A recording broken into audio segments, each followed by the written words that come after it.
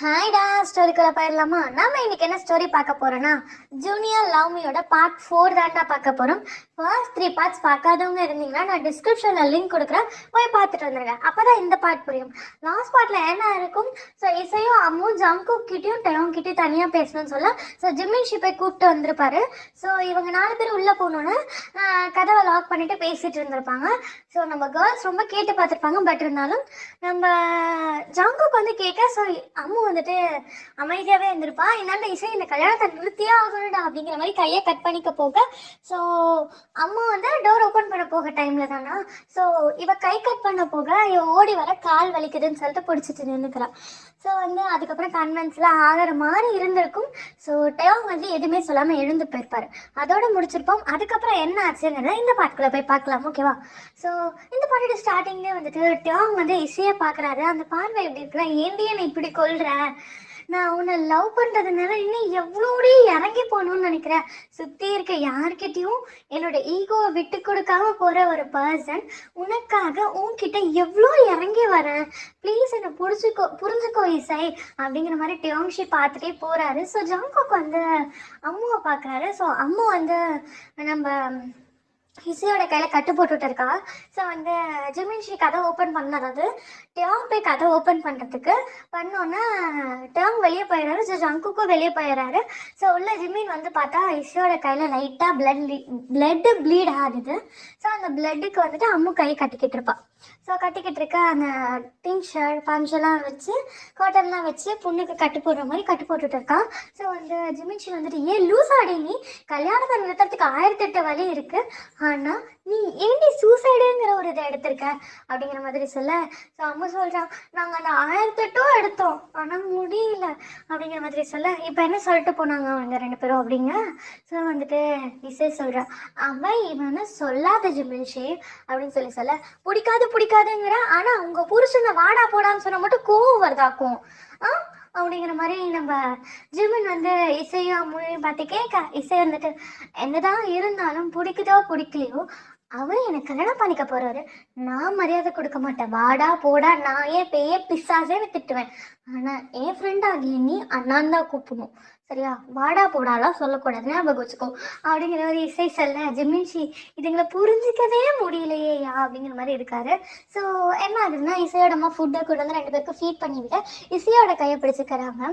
So இசையோட கையில் இருக்க காயத்தை பார்த்துட்டு கையை பிடிச்சிக்கிட்டு, இசை எனக்கு தெரியுது உனக்கு வந்து இப்போதைக்கு கல்யாணம் பண்ணிக்க இன்ட்ரெஸ்ட் இல்லைன்னு தெரியும், ஆனால் இந்த கல்யாணம் இப்போ நடக்கணும்னு மாமாவும் அப்பாவும் ரொம்ப ஆசைப்படுறாங்கடா, அவங்க 2 பேரும் அவ்வளோ சந்தோஷமா இருக்காங்க உங்கள் ஹாப்பினஸ்க்கோசரம், உனக்கு என்ன டெயோங்க பிடிக்கவே இல்லையா அப்படிங்கிற மாதிரி கேட்க, மா எனக்கு கல்யாணம் தாம்மா பிடிக்காம இருக்கு, சீனியரை பிடிக்காதுன்னு நான் சொல்லவே இல்லையேம்மா அப்படிங்கிற மாதிரி சொல்ல, அப்போ உனக்கு டெயோங்க பிடிக்குமா அப்படின்னு கேட்க, எனக்கு தெரியாதும்மா, பிடிச்சிருக்கா பிடிக்கலையான்னு தெரியாது, ஆனால் டெயோங்ஷியோட வந்து டெயோங் சீனியரோட சண்டை போடாத இருக்க ஒரு நாள் நல்லாவே இருக்காது, எனக்கு ஃபுல்ஃபில்லே ஆகாது அப்படிங்கிற மாதிரி சொல்ல அவங்க அம்மா சிரிக்கிறாங்க.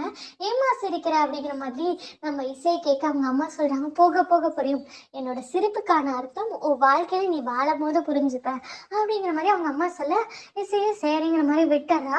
ஸோ இசையும் அம்மாவும் நைட்டு படுத்து தூங்க இசை வந்து அம்மாவோட கை பிடிச்சிட்டு இருக்கா. ஸோ அம்மா வந்துட்டு தூங்கவே 2 பேர் படுத்துட்டு இருக்காங்க. ஸோ தூங்குறேன்னு சொல்லிட்டு ஸோ அம்மா கேட்குறா, கல்யாணத்தை நிறுத்திடுவாங்கல்ல அப்படிங்கிற மாதிரி கேட்க, ஸோ இசை வந்து அம்மா கிட்ட கேட்குறா, நீ உனக்கு அப்படின்னு சொல்லி ஆரம்பிக்க அதுக்கு அம்மா இருந்துட்டு சொல்கிறா, ஆமாம் எனக்கு இப்போ இந்த கல்யாணத்தை பண்ணிக்க வேணாம், எனக்கு என் அப்பா கூட இருக்குன்னு ஆசை, கல்யாணம் பண்ணி போயிட்டா அப்பாவை கூட்டின்னு போக முடியாதுல்ல, அதனால தான் நான் இந்த கல்யாணம் வேணாம்னு சொல்கிறேன்டி அப்படிங்கிற.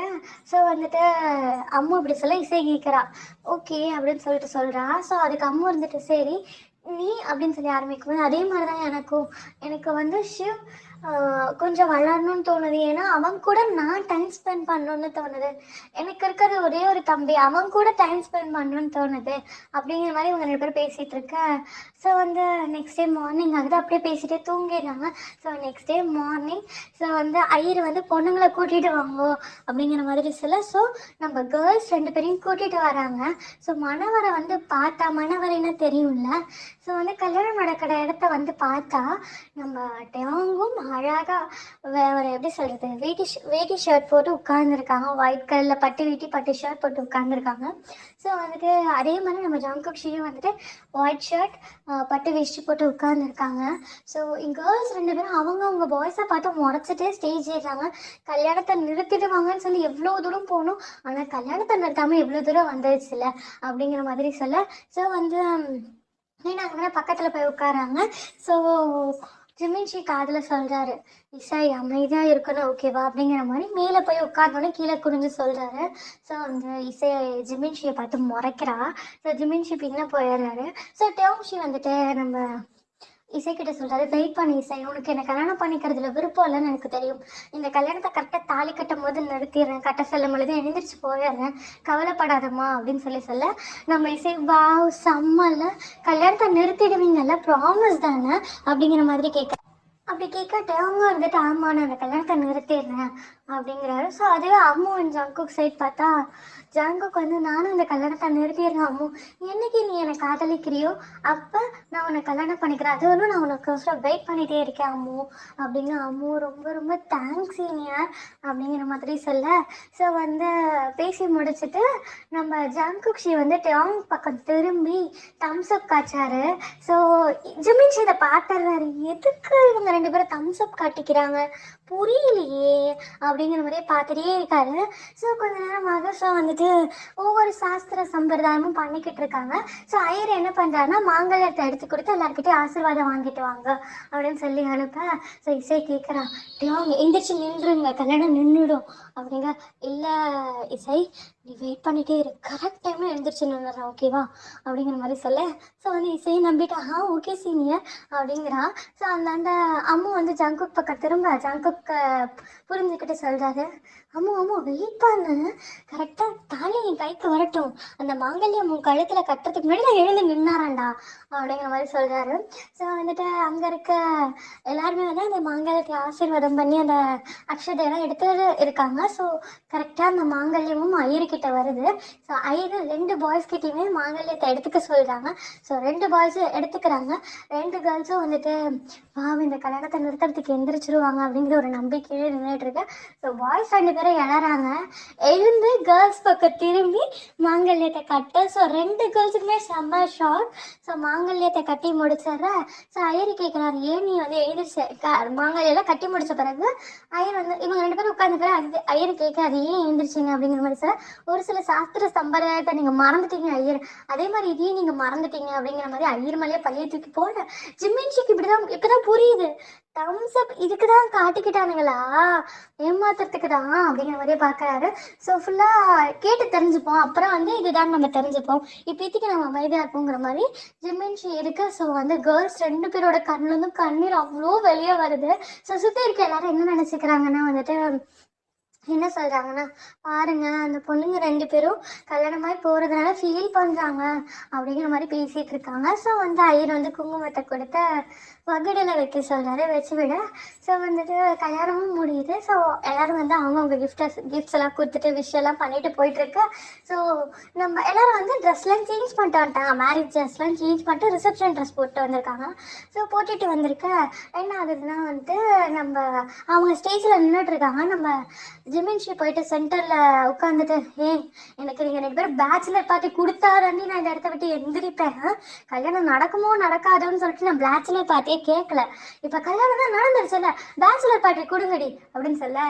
அங்கே ஷிவ் வந்துட்டு, ஜிமினையா எழுந்துறீங்க, என்ன பண்ணிட்டு இருக்கீங்க அப்படிங்க. கேர்ள்ஸ் 2 பேரும் அவங்கள திரும்பி திரும்பி பார்த்துக்கிட்டு, இவனால தான் எல்லாம் அப்படிங்கிற மாதிரியே பக்கத்தில் போயிட்டு, ஜிமின் கொஞ்சம் எழுந்திருக்கிறியா அப்படின்னு சொல்ல. Sir Jimin எழுந்திருக்கிறாரு. பார்ட்டி கொடுக்க போறீங்களாடி அப்படின்னு சொல்லி கேட்க, ஆமாம் அந்த ரூமில் வெயிட் பண்ணு, உனக்கு நான் பார்ட்டி கொடுக்குறேன் அப்படிங்கிற மாதிரி சொல்ல ஜிமினும் போயிடுறாரு. ஸோ கேர்ள்ஸ் 2 பேரும் அங்கே போய் நின்றுக்கிட்டு டியாங் வந்து இசைக்கிட்ட பேசிக்கிட்டே இருக்காரு. அதே மாதிரி அம்மு கிட்ட வந்து ஜங்குக் பேசிகிட்டே இருக்காரு. ஆனால் 2 கேர்ள்ஸும் எந்த ஒரு ரிப்ளைவும் பண்ணலை. ஸோ அந்த டே அப்படியே, அதாவது அந்த ஒரு மூமெண்ட் அப்படியே முடிஞ்சிருது, வெட்டிங் முடிஞ்சு. ஸோ கேர்ள்ஸ் 2 பேரும் ட்ரெஸ் சேஞ்ச் பண்ணுறதுக்கோசரம் போகிறாங்க, நார்மல் ட்ரெஸ் பண்ணிட்டு வரலாம்னு சொல்லிட்டு போக. ஸோ எங்கே போகிறாங்கன்னா அப்படின்னு சொல்லிட்டு நம்ம ஜிமின்ஷி இருக்க ரூமுக்கு போக, ஜிமினோட தலையிலேயே பெட்ஷீட்டை தூக்கி போட்டு, அந்த ரூமில் ஒரு பெட் இருக்கும், ஸோ அதில் இருக்க பெட்ஷீட் எடுத்து தலையில் தூக்கி போட்டு 2 கேர்ள்ஸும் ஏறி நின்று மிதி மிதி மிதி மிதின்னு மிதிக்கிறாங்க. மிதி மீன்ஸ் குத்துன்னு குத்துறாங்க. ஜிமின்ஜி இருந்துட்டு என்னை பார்த்தா எப்படி தெரியுது, உன் ஃபியான்சி என்னன்னா என்னை உதச்சிக்கிட்டே இருக்கான், நீ என்னன்னாலும் அடிச்சுக்கிட்டே இருக்க, என்னை பார்த்தா காமெடியா தெரியுதா, உனக்கு தெரியுமா தெரியாதா, நான் எவ்வளோ பெரிய ஃபில்டர் கிங்னு, என் பின்னாடி எத்தனை பொண்ணுங்க சுத்திட்டு இருக்காங்கன்னு உங்களுக்கு தெரியும் தானடி, என்னடி பண்ணிட்டு இருக்கீங்க அப்படிங்கிற மாதிரி கேட்க, டேய் உங்ககிட்ட என்னடா சொன்ன, கல்யாணத்தை எப்படியோ ஒன்று நிறுத்துறதுக்கு பிளான் கேட்டால் எனக்கு கடைசியில் கல்யாணமே ஆயிடுச்சுடா அப்படின்னு சொல்லிட்டு 2 கேர்ள்ஸும் வந்துட்டு பேசிட்டு இருக்காங்க. ஸோ வந்து என்ன ஆகுதுன்னா அதுக்குள்ளே வந்து இசையோட அம்மா வந்துட்டு வாங்கடி போய் ட்ரெஸ் சேஞ்ச் பண்ணிட்டு போகலாம், ஈவினிங் வந்து கிறிஸ்டின் ஸ்டைலில் மேரேஜ் இருக்குது அப்படின்னு சொல்கிறாங்க. இவளுகளும் என்ன பண்ணுறது அப்படின்னு சொல்லிட்டு போய் ட்ரெஸ்லாம் சேஞ்ச் பண்ணிக்கிறாங்க. ஸோ கிறிஸ்டின் ஸ்டைல் மேரேஜ் வேறு இடத்துல, இப்படின்னா பீச் சைடில். ஸோ வந்து அவ்வளோ அழகாக இருக்குது. ஸோ முடிஞ்சால் நான் பிக் மட்டும் எடுத்து சென்ட் பண்ணுறேன், ஓகேவா. ஸோ வந்துட்டு சன்செட் ஆகிற டைம். ஸோ அவங்க வால்ஸை அவங்கவுங்க சேஞ்ச் பண்ணிக்க சொல்ல. ஸோ ப்ரீஸ்ட் ஃபர்ஸ்ட் வந்து இசை அண்ட் டேங்கோட கல்யாணத்தை தான் பண்ணி வைக்கிறாங்க. ஸோ டேங் கிட்ட வந்து கேட்குறாங்க, இசையை திருமணம் செய்து கொள்ள சம்மதமா அப்படின்னு கேட்க, டேங் ஒரு செகண்ட் கூட யோசிக்கல, என் ஹார்ட் பீட்டே அவள் தான், அவளுக்கு நான் ஐடூ சொல்ல மாட்டேன்னா அப்படிங்கிற மாதிரி சொல்ல. ஸோ ப்ரீஸ்ட் சிரிக்கிறாரு, நான் ஐடூவான்னு தான் கேட்டேன், வேறு எதுவும் கேட்க கிடையாது, எஸ் ஆர் நோ அதை மட்டும் சொல்லு, டைலாக் எல்லாம் பேசாத டேங் அப்படிங்கிறாரு. ஸோ டேங் வந்துட்டு ஐடூ அப்படி சொல்கிறாரு. ஸோ நெக்ஸ்ட் அந்த இசை கிட்ட கேட்க, இசை வந்துட்டு சுற்றி இருக்க எல்லாரையும் திரும்பி பார்க்குறா. டேங்கை பார்த்து முறைச்சிக்கிட்டே ஐடூ சொல்கிறா. அவளுடைய வாய்ஸ் ரொம்ப டீப் டோனில் இருக்குது.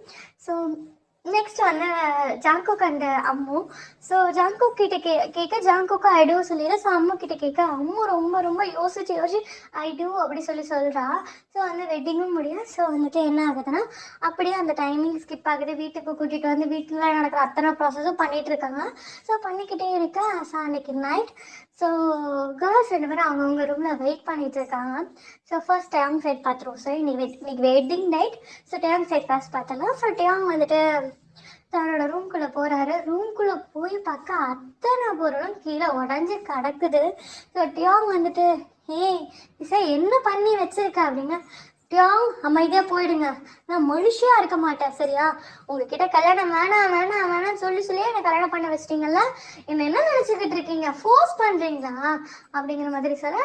டேங் வந்து இசை பக்கத்தில் வந்து நின்று அவளை பிடிச்சி பக்கத்தில் எழுதிட்டு சொல்கிறாரு, பிடிக்காத ஒரு பொண்ணை கல்யாணம் பண்ணிக்கிறதுக்கு நான் பைத்தியம் கிடையாது, எனக்கு உன்னை பிடிக்குங்கிறதுக்காக உன்னை நான் கல்யாணம் பண்ணிக்கல, உனக்கும் என்னை பிடிக்குங்கிறது எனக்கு நல்லா தெரியும். உனக்கு ஞாபகம் இருக்கா, கார் ஆக்சிடென்ட், எந்த ஒரு பர்சனும் தன்னோட உயிரை மதிக்காம வந்துட்டு அடுத்தவங்க உயிரை காப்பாற்ற மாட்டாங்க. நீ அன்னைக்கு என்னை இடிக்க வந்த கார்லேருந்து காப்பாற்ற போய் உன் கை ஃப்ராக்சர் ஆயிடுச்சு. அப்போ நான் உன்னை பற்றி தெரிஞ்சுக்கணும்னு நினச்சேன். அது வரலும் நீ ஒரு ரக்கட் கேர்ள்னு நினச்சிக்கிட்டு இருந்தேன். உன்னை பற்றி விசாரிக்கும் போது தான் தெரிஞ்சிச்சு உனக்கு என் மேலே க்ரஷ் இருக்குன்னு சொல்லிட்டு அப்படிங்கிற மாதிரி சொல்ல. ஸோ வந்துட்டு அப்படியே வந்து நம்ம இசை வந்துட்டு சைலண்ட் ஆயிடுறா. ஸோ வந்து இசை நான் சொல்கிறேன்னா போய் கவுச்சில் படுத்து தூங்குங்க, இங்கெல்லாம் தூங்கக்கூடாது, பெட்டில் நான் மட்டும் தான் படுப்பேன், நீங்கள் அங்கே போய் படுத்து தூங்குங்க அப்படிங்க. ஸோ நம்ம எப்படின்னா சோஃபாக்கும் பெட்டுக்கும் நடுவில் கொஞ்சம் தான் கேப் இருக்கும், ஒரு ஆள் நடக்கிற அளவுக்கு மட்டும் தான் கேப் இருக்கும். ஸோ இந்த ரூமில் ஸோ வந்து என்ன ஆகுதுன்னா டேங் வந்துட்டு அந்த சோஃபாவில் போய் படுத்துக்கிறாரு. ஸோ அதுவே நம்ம ஜாங்கோக் சைட் பார்த்தா நம்ம அம்மா என்ன பண்ணுறான்னா அவள் போட்டிருந்த ஜுவல்ஸ், மேக்கப், ஹேர் ஸ்டைல் எல்லாத்தையும் மெர்சி பண்ணி கலைச்சி தூக்கி எரிஞ்சு வச்சிருக்கா ரூம் ஃபுல்லாக. ஸோ ஜங்குக்குள்ளே வந்து பார்த்தா அம்மா அப்படி இருக்கிறத பார்த்துட்டு அவங்க பாட்டுக்கு ஜங்குக்கு பார்த்தவொடனே சரளமாக திட்டுறான். உங்களுக்கு கொஞ்சம் கூட அறிவே இல்லையா, நீங்களா மனுஷனா, ஒரு பொண்ணு வேணாங்க சொல்ல கல்யாணம் பண்ணிட்டு வந்துட்டீங்க, எங்கள் அப்பா மட்டும் தான் தனியாக இருக்காரு அப்படின்னு சொல்லிட்டு கிட்டத்தட்ட ஒரு 1/2 மணி நேரமாக சொன்ன வார்த்தையாக சொல்லி திட்டிகிட்டு இருக்கா. உங்களுக்கு கொஞ்சம் கூட அறிவு இல்லையா, நான் ஒரு பொண்ணு, எங்கள் அப்பா மட்டும் அங்கே தனியாக இருக்காரு அப்படி இப்படின்னு இதே வார்த்தையை திரும்ப திட்ட ஒரு கட்டத்தில் ஜங்குக்கு செம்மக்கம் வந்துடுது. அம்மு அப்படின்னு சொல்ல அம்மு வந்துக்கிட்ட பயந்துடுறா. ஸோ டீப் டோனில் சொல்லியிருப்பாரு ஜங்குக் அம்மு அப்படி சொல்ல. ஸோ அம்மு வந்து ரொம்ப சைலண்டாக இருப்பான். அவள் வந்து கையை வந்து உதற ஆரம்பிச்சிடும். ஸோ ஜங்குக் இதை பார்த்துட்டு போயிட்டு படுத்து தூங்கு அப்படிங்க. ஸோ அம்மா சொல்கிறேன் நான் உங்கள் கூட பார்த்து தூங்க மாட்டேன் அப்படிங்க. ஸோ அப்போ ஜங்குக்கு வந்துட்டு இது யாரும் என் பெட், நான் தான் பெட்டில் படுப்பேன், உனக்கு என் கூட படுக்க விருப்பம் இல்லைன்னா போய் சோஃபாவில் படுத்து தூங்க அப்படின்னு சொல்கிறாரு. ஸோ வந்துட்டு என்ன ஆகுதுன்னா நம்ம அம்மாவும் ஒரு பிளவை எடுத்துகிட்டு சோஃபாவுக்கு போயிடுறான். ஸோ வந்து அவங்க அந்தாண்ட சைட் டேங் போய் கவுச்சில் படுத்துக்கிறாரு, இந்தாண்ட அம்மா வந்து போய் சோஃபாவில் படுத்துக்கிறான். ஸோ ஸோ கவுச் சோஃபா ரெண்டும் ஒன்று தான். இந்த 2 பேர் போய் படுத்துக்கிறாங்க. ஸோ வந்து என்ன ஆகுதுன்னா, நம்ம டேவுக்கு அதில் கம்ஃபர்டபுளாகவே இல்லை. அது கவுச்சில் படுத்து தூங்கினா அவர் என்ன பண்ணுறாருன்னா வந்துட்டு போயிட்டு இசை தூங்கிட்டாலான்னு எட்டி பார்க்குறாரு. இசை தூங்க கிடையாது, பட் இருந்தாலும் கண்ணை மூடியே படுத்துக்கிட்டு இருக்கா. ஸோ வந்து பக்கத்துலேயே போய் படுத்துக்கிறாரு.